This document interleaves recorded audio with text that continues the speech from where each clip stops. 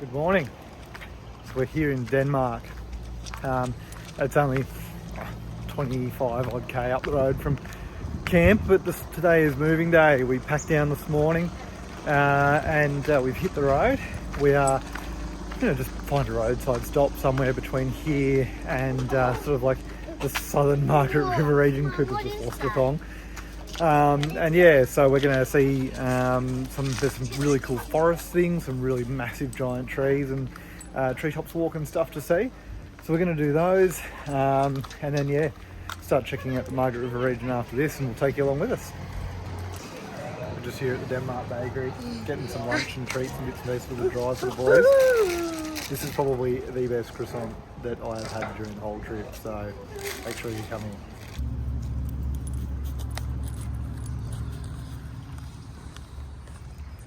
This is our lunch spot. Zoe's just grabbing some bits and pieces from the cafe, which is like on the corner just over there somewhere. Looks like a really good cafe. But how good's this? Beautiful. Like, it's such a picturesque, everything's just so wild and beautiful and fresh down here. Just so nice. Reminds me a bit of the south coast of New South Wales, but sort of with a bit different sort of a setup. Very, very nice. So I've got a Turkish roll toasted with turkey, brie and other bits and pieces on it. James O's got a mad big sausage roll. Coopy's got the potato pie, a classic. And what have you got? A baguette type thing. Yeah, nice. Beautiful spot to have lunch.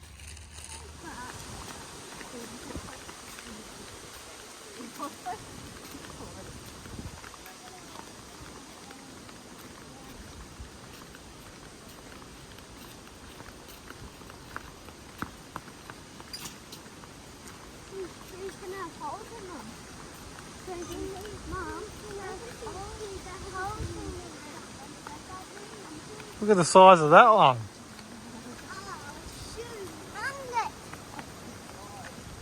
That's massive. That is insane. Look at the size of the base of it. Oh.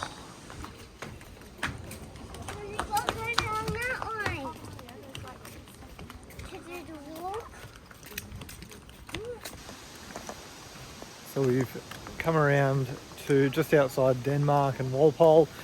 First stop is the treetops walk through the tingle tree forest. Now, tingles are a red, like a red eucalypt type tree, and they're not changed too much. So this forest area and everything through it is has experienced less climate change over the millions of years since Gondwanaland broke up.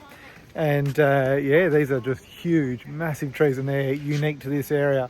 They can have bases up to 20 metres wide, and these trees are known to live for over 400 years, which is crazy that trees and a single thing can grow and live that long. But yeah, it's beautiful through here, and we'll take you up that walk through the tops.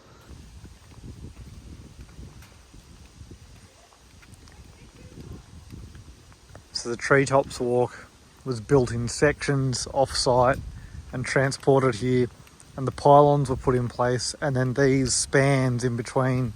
So we're spanned in between two pylons at the end, and you can feel this whole thing moving actually. These were erected and hoisted up and put into place, and it was officially opened in 1996. A lot of work, but it was done to protect the root systems of these big red eucalypt tingle trees.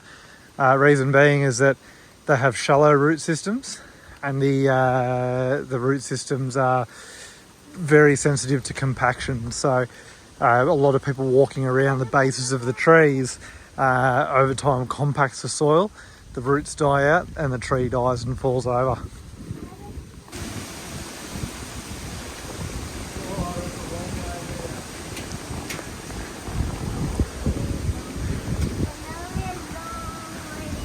We're about, now Zoe looks down with the camera there, probably 50 metres up so far, and we're getting towards the highest point. You can feel the whole thing moves around and sways as you walk. It's beautiful up here though, and you can touch the branches of the treetops and things as you're up in it. It's beautiful. You never get to see up here the trees from this sort of perspective, which is really cool. So to give you an idea, I'll come back and stopped a bit. Zoe and the boys walking across that span there. Very, very cool setup here.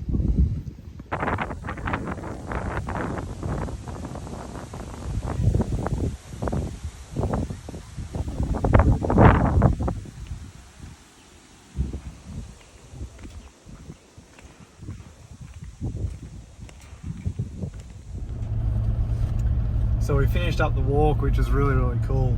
And we've come about 5-7 k's down the road to the Tingle Drive.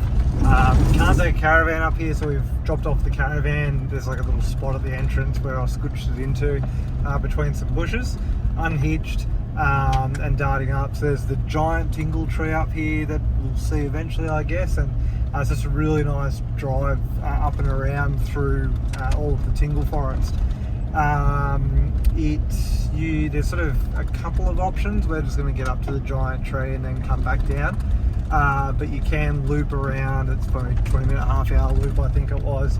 And there's like was it crystal? What was it called? Circular pool at the end, which is like a picnic area type thing if you were going to spend the day in here. So we're not though. It's 4 o'clock in the arvo, so we're going to finish this up and then scoot on to camp for the night. But yeah, we'll show you when we get to the tree. And one already. Haven't even started the walk. And this one's got like a window in it. Oh. These things are huge.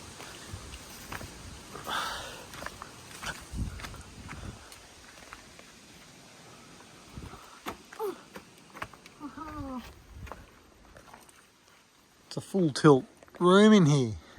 Looks like it got burnt down. Very cool. So what happens and why these hollow out? As they grow, the bases get wider and wider, and the centre and insides can get sort of attacked by fungus and insects and all sorts, and it dies away, and then a fire comes through and it burns out a little bit, and then next fire a bit more, and so on and so forth, and the tree keeps growing its base out wider for support.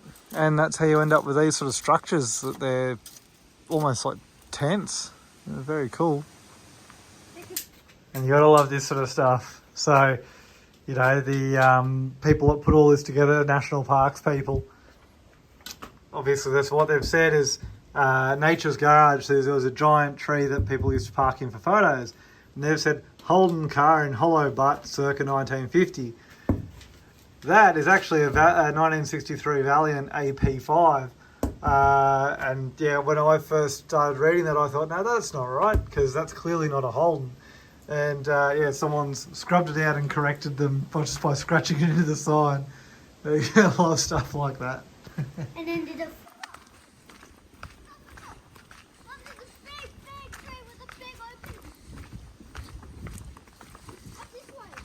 Oh, wow.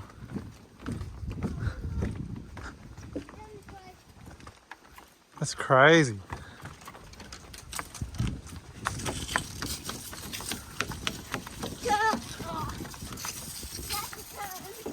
Look at the size of the base of that.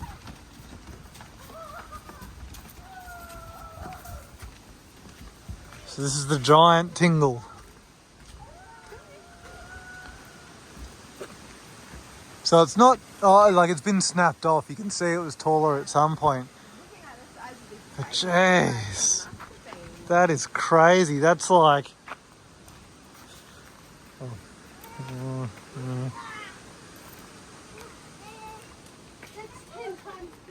It'd have to be 15 odd metres across.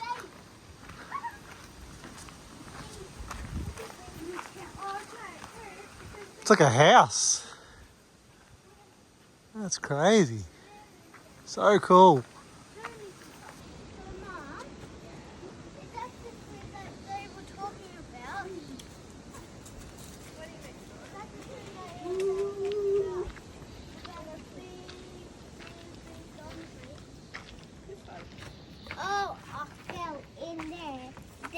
There's 2 ways to get.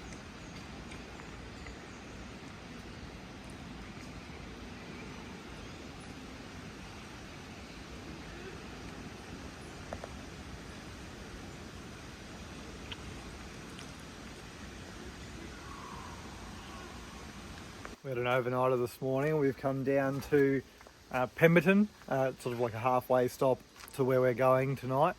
Yeah, it's sort of just outside the Margaret River region. Really nice little town. We've stopped here. There's a massive mountain bike park and all mountain bike trails that go through all the mountains and stuff here. There's the Pemberton pool, which is really, really cool. I don't know if we'll go for a swim. It's a bit chilly today. And also there's a bakery which does Jack Daniel's pies, which in 2019 were one of the top pies in Australia or something like that apparently. So it's pretty good. Yeah, so today we'll go and check out some bits and pieces and take you along with us, obviously. And yeah, we've got a pretty cool looking little camp. Hopefully it's cool. It looks cool in the photos and stuff that we found. And yeah, we'll show you when we get there. I've come for a ride on the mountain bike. We're in the bush here. Just off the track. Metres away from me, a pair of emus. Excuse me being puffed, but it's not easy, these tracks. There's one, there he goes, looking straight at me. Hey buddy. And off they go, off into the bushes. Very cool. That was an awesome ride. Really good fun. Ended up doing about 5 odd Ks, looping the mountain a couple of times and doing a couple of the tracks. Really good fun. Wallabies, kangaroos, beautiful scenery. Can't go wrong. But now it is time, Cooper and I, to go for a swim. Hopefully it's not too cold. Pick a smaller number. 3. Huh? 3. 3. Righto. 1, 2, 3. Is it cold? Jump in. Oh, yeah. It's not freezing, but it's chilly. Just jump. Come on. Woo! Hey, Baba. Good boy. Huh? This is for. You've got 4 buttons. Little blade. Actually. We finished up swimming and having a feed, and after an interesting, we went first over to the Gloucester tree, which is just out of town, and we had an interesting chat, yes, little mini confrontation with a National Parks ranger about that we couldn't even park there because that one's fully manned. So if you have a dog with you, don't go to that one. You can't even park there, leave your windows down in the shade. It's not a hot day, it's like low 20s. And spend 10 minutes looking at the tree. Had to turn around and leave straight away. So anyway, we've come to the bicentennial tree, which is actually bigger. Yeah, we're fine. We've put Peaches in the caravan, put the fans on, and off we go. And this is it. What's just the tour? Look.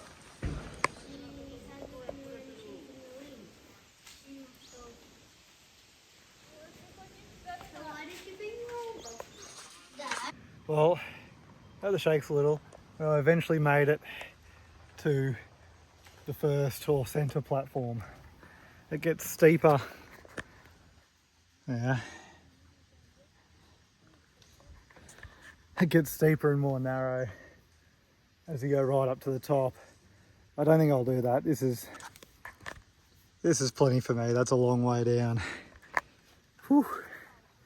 I'll see you down at the bottom. So we finished up at the bicentennial tree, and where we were planning on camping down at Augusta, probably an hour and a half, 2 hours away. It was already getting towards 2 o'clock-ish, and we decided, let's just find somewhere around here to park up for the night. And so we darted up into town, got some bits and pieces, and we found this awesome camp. You'll have to find it yourself because he asked me not to advertise it all over the internet and stuff like that. So this is one in the area near Pemberton that you're gonna have to find yourself.